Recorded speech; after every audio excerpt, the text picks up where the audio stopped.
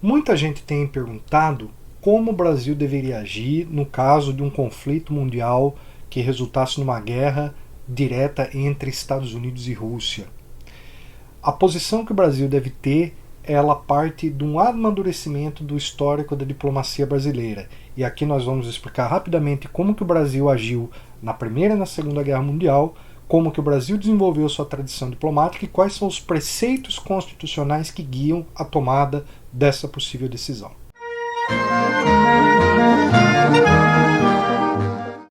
O Brasil ele tem uma tradição diplomática que precisa ser valorizada nos grandes momentos da história da humanidade. Eu destaco aqui o protagonismo do Barão do Rio Branco, que negociou as fronteiras do Brasil de forma pacífica. É claro, ele fez todas essas negociações também se usando da força militar. Por exemplo, na negociação do Acre, ele movimentou as tropas do Brasil para evitar com que o Acre fosse conquistado pela Bolívia. Com isso, ele usou o argumento de ut possidetis, que significa aquele que possui é quem de fato deve exercer a soberania. E esse argumento foi muito importante, porque foi graças a isso que ele conseguiu convencer as partes no processo de negociação de que o Acre realmente pertencia ao Brasil, porque o Acre era uma região ocupada por brasileiros. Então esse critério fez com que o Brasil garantisse praticamente resolver todos os problemas de sua fronteira. Hoje o Brasil não tem conflitos com vizinhos por problemas fronteiriços. As nossas fronteiras estão todas definidas e o Brasil tem claro qual que é o seu território.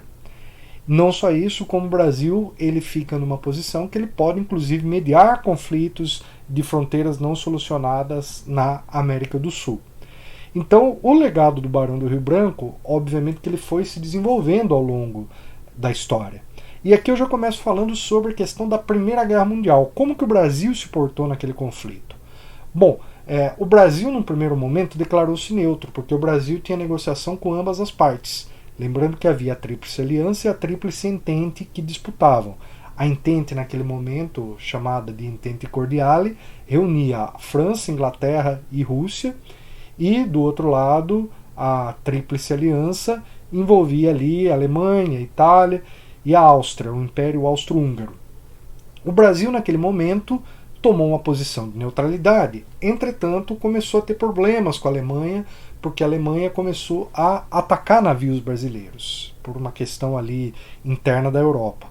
Aliado à pressão interna, principalmente liderada por Rui Barbosa, que tinha simpatias grandes pela chamada Entente, o Brasil tomou um lado nesse conflito, que também foi o mesmo lado que os Estados Unidos acabou adotando no último momento, que foi a adesão à guerra apoiando a Entente. O papel do Brasil na Primeira Guerra não foi muito grande, mas o Brasil acabou enviando alguns navios, o Brasil teve ali alguma participação com equipes médicas, mas a guerra foi logo solucionada. E o Brasil teve um papel nas negociações de paz, tanto no chamado Tratado de Versalhes, quanto posteriormente também na formação da chamada Liga das Nações, que o Brasil acabou depois se retirando da Liga das Nações por perceber que naquele momento aquele instrumento só preservava e congelava o sistema de poder internacionalmente estabelecido. Aí nós vamos ter, no segundo momento, a chamada Segunda Guerra Mundial. E na Segunda Guerra Mundial o Brasil já era um pouco diferente do que ele era na época da Primeira. Então, nesse momento, já existe um componente ideológico na disputa, que nós temos o nazifascismo, o comunismo e o liberalismo se movimentando ali para definir a posição de cada um no conflito. Bom, o Brasil começou neutro e Getúlio Vargas adotou uma chamada política externa pendular. O que significa uma política externa pendular? Ele dialogava com ambos os lados, fazendo prevalecer o interesse nacional. Então o Brasil tinha uma linha de comércio com a Alemanha, trabalhou nesse sentido para manter esse fluxo comercial ativo, mas ao mesmo tempo negociava com os Estados Unidos a entrada no lado dos aliados. Lembrando que os aliados da Segunda Guerra Mundial não são os aliados da Primeira Guerra Mundial. Muita gente confunde. E aí o Brasil negociou naquele momento e conseguiu obter o melhor, que o Brasil precisava se industrializar, só que não tinha tecnologia para construir uma siderurgia. E o acordo do Brasil com os Estados Unidos previa, dentre outras coisas, a construção da Companhia Siderúrgica Nacional, em Volta Redonda. Da mesma forma, o Brasil iria fornecer materiais estratégicos para os Estados Unidos para poder finalmente se ingressar nessa aliança. O Brasil cedeu parte do seu território para poder instalar as forças dos Estados Unidos no Rio Grande do Norte. Claro que isso não foi uma ocupação, isso foi simplesmente uma presença temporária, porque ali era uma posição estratégica para o controle do Atlântico. O Brasil enviou suas tropas com a FEB, a Força Expedicionária Brasileira. Dentre os slogans estava "Agora a cobra vai fumar" e "Senta a pua". Então o Brasil conseguiu ter um bom papel ali, o Brasil foi importante na ajudada da conquista da Itália, combatendo Mussolini, combatendo o fascismo italiano, e o Brasil posteriormente teve um grande protagonismo no processo de negociação de paz que resultou na fundação da Organização das Nações Unidas. Lembrando que o Brasil presidiu a Assembleia de fundação com Oswaldo Aranha, que era um grande diplomata brasileiro, tanto que até hoje, em todas as Assembleias Gerais da ONU, o discurso do Brasil sempre é o primeiro discurso em respeito ao papel diplomático que o Brasil teve naquele momento. Então o Brasil ele tem uma tradição de participar desses conflitos, mas de tomar lado na hora certa e de manter a sua neutralidade no momento em que é preciso manter uma neutralidade. E nós tivemos outros personagens ali da história que também contribuíram no sentido de desenvolver uma percepção da diplomacia brasileira. E eu cito aqui Santiago Dantas. Santiago Dantas, que marcou ali a transição do governo do Jânio Quadros para o governo João Goulart, e ele apresentou a chamada política externa independente, que tinha os chamados 3Ds, que é desenvolvimento, desarmamento e descolonização. Então essa postura ajudou o Brasil a se inserir com uma posição mais própria num conflito que estava estabelecido desde o fim da Segunda Guerra Mundial, que foi a chamada Guerra Fria, nas quais você tinha um polo liderado por Estados Unidos e outro liderado pela União Soviética.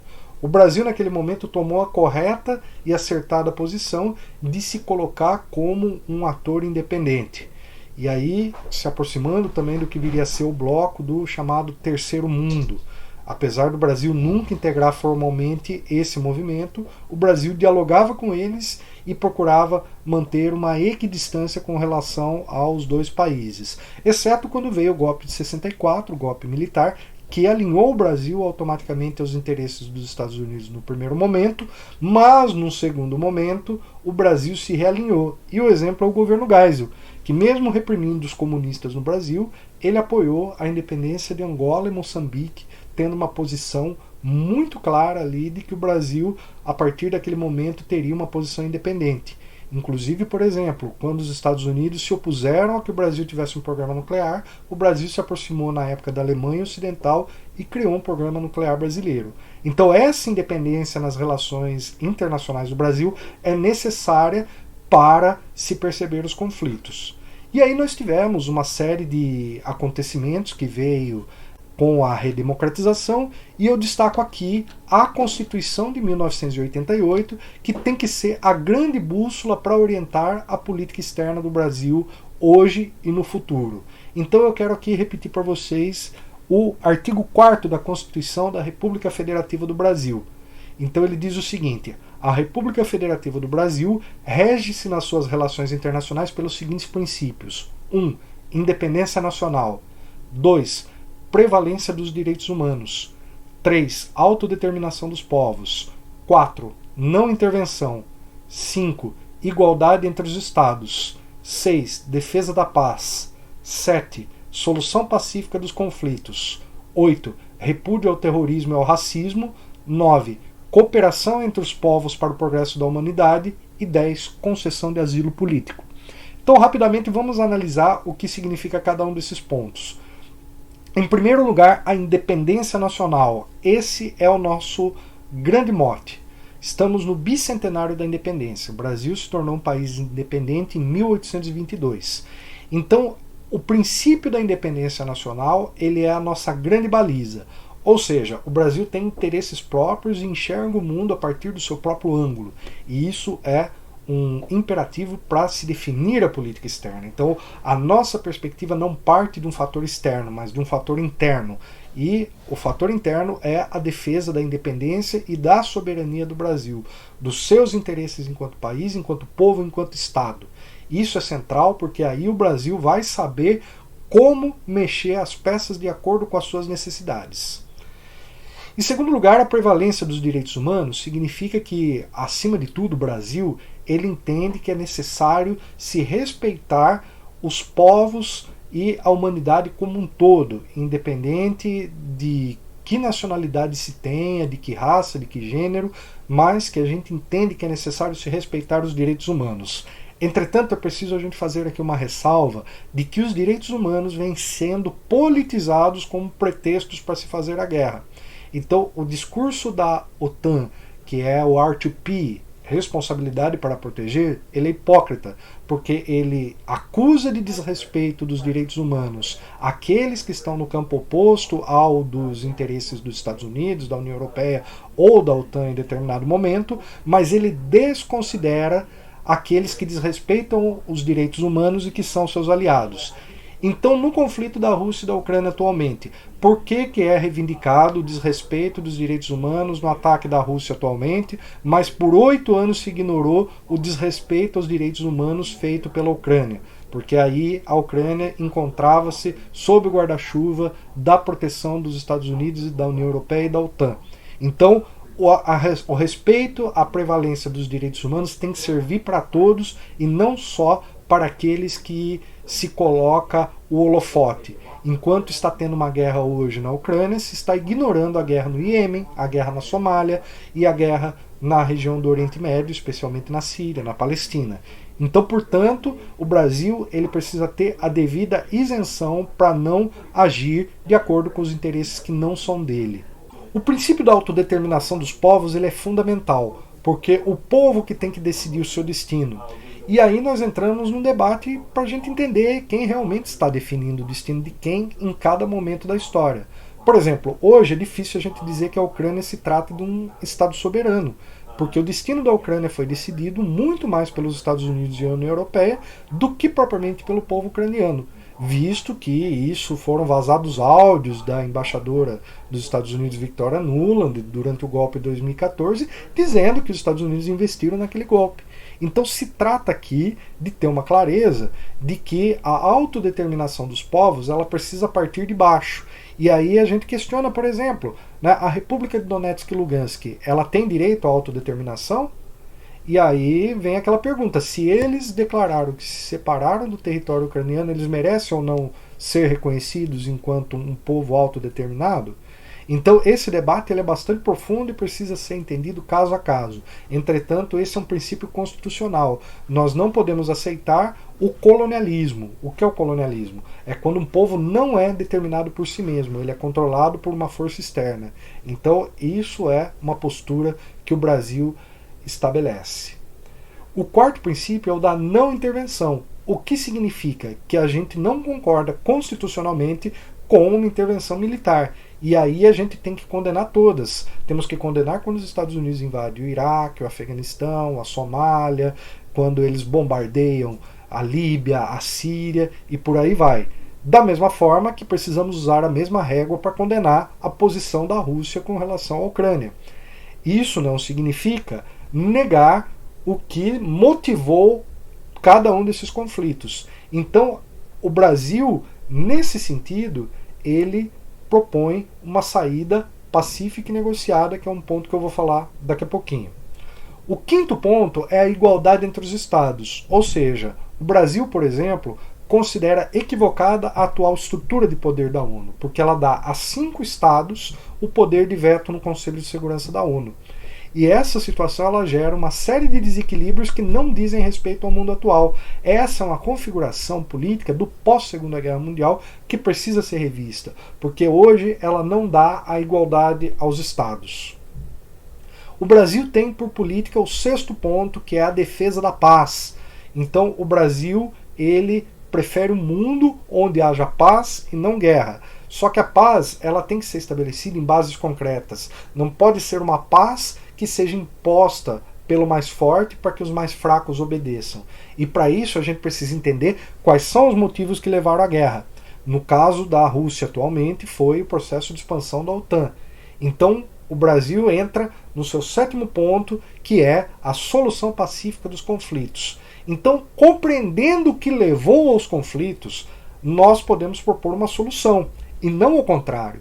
E essa é a grande sacada que existe hoje para a diplomacia brasileira. O Brasil tem tido uma posição correta, condenando a invasão da Rússia, mas ao mesmo tempo compreendendo as razões que levaram a Rússia a fazer isso e dizendo que esses temas que a Rússia se preocupa, que é a integridade da sua soberania ameaçada com a presença da OTAN nas suas fronteiras, precisam ser levados à mesa de negociações. Então não dá para simplesmente a gente ignorar a demanda russa e demonizar a Rússia. É preciso a gente entender o aspecto de cada um das partes envolvidas no conflito e colocar tudo isso na mesa de negociação.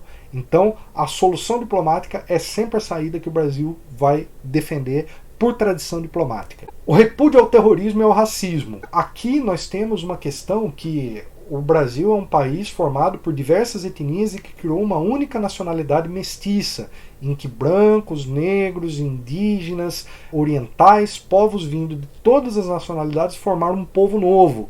Então o Brasil com isso formou uma identidade própria, constituiu uma unidade e por isso o Brasil é um país que repudia o racismo.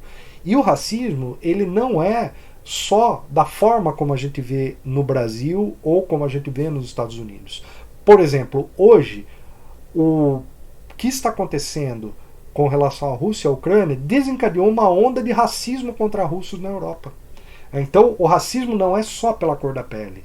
Então hoje existe uma russofobia e uma eslavofobia decorrente desse conflito que está sendo insuflada.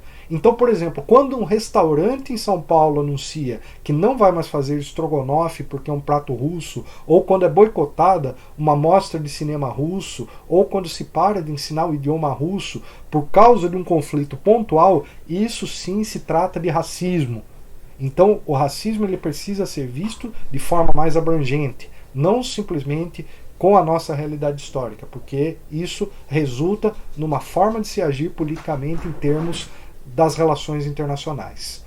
E o terrorismo, obviamente, que é uma forma lamentável de se impor uma determinada realidade. Mas nós precisamos entender que o terrorismo ele pode ser aplicado também por estados nacionais, o que é muito mais violento do que, por exemplo, um lobo solitário que vai lá, explode uma bomba e cria o caos. Isso tem que ser sim condenado, porque isso destrói a vida de pessoas, isso causa traumas, mas muito mais do que esse terrorismo, ele ocorre de forma muitas vezes aleatória, existe um terrorismo sistemático que é implementado por estados que querem impor a sua visão e para isso pratica o terror enquanto forma de agir dentro de uma sociedade. Então o terrorismo de Estado é muito mais brutal do que o terrorismo praticado por entes individuais. E aí nós entramos no 9º ponto, que é muito importante, a cooperação entre os povos para o progresso da humanidade. Nós temos uma ideia de que os países precisam competir, quem tem o maior PIB, quem cresce mais a economia, mas na verdade a fórmula que o Brasil propõe é a cooperação internacional. E o Brasil faz parte de uma série de grupos. O Brasil é membro das Nações Unidas, da Organização das Nações Unidas. O Brasil faz parte da América Latina, da CELAC.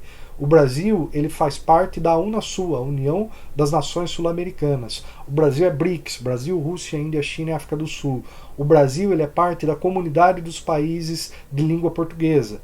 Então todas essas agências, todas essas instituições, todos esses blocos, cada um é uma coisa, mas todos eles têm por objetivo a cooperação no aspecto a que se colocou. E o 10º e último ponto, a concessão de asilo político.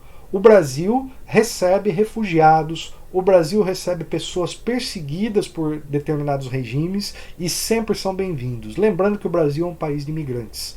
Então o Brasil ele é formado por diversos povos que migraram para cá, inclusive os indígenas que vieram para cá imigrando de levas e levas de imigração e que formaram os povos originários que estão aqui. Mas todos os povos que compõem a brasilidade foram imigrantes de alguma forma em algum momento da história da humanidade. Então o Brasil ele tem uma política de tolerância e de bom recebimento dos imigrantes. E isso torna o Brasil um país-chave para se conseguir a paz mundial. E aí, finalmente, respondendo à pergunta deste vídeo, como o Brasil deveria se comportar caso o conflito na Ucrânia se torne uma terceira guerra mundial? Bom, aqui nós temos que destacar alguns pontos. Primeiro, o Brasil precisa garantir os seus princípios constitucionais, que são esses aqui que eu citei para vocês. Segundo, o Brasil precisa manter o distanciamento necessário, tanto geográfico quanto político, para salvaguardar os interesses nacionais. E o que isso significa? Geograficamente, o Brasil não pode trazer a guerra para o seu território e evitar com que ela chegue nas suas proximidades. Então isso é um imperativo fundamental. Nesse sentido, o Brasil precisa dialogar muito com seus vizinhos e com os parceiros regionais. A América do Sul, ela muitas vezes demanda a liderança do Brasil, que o Brasil precisa se portar enquanto grande ente e unificar o país numa situação dessa para poder unificar, inclusive, os seus vizinhos e os seus irmãos latino-americanos. Mas também o Brasil precisa manter o distanciamento político, que significa não se deixar levar por questões ideológicas ou por simpatia ao lado A ou ao lado B. Então, nesse sentido, o Brasil tem que fazer prevalecer os seus interesses. E fazer prevalecer os seus interesses é saber manter uma equidistância pragmática e, caso seja necessário, em algum momento optar por um lado, mas essa opção ela precisa ser a última opção.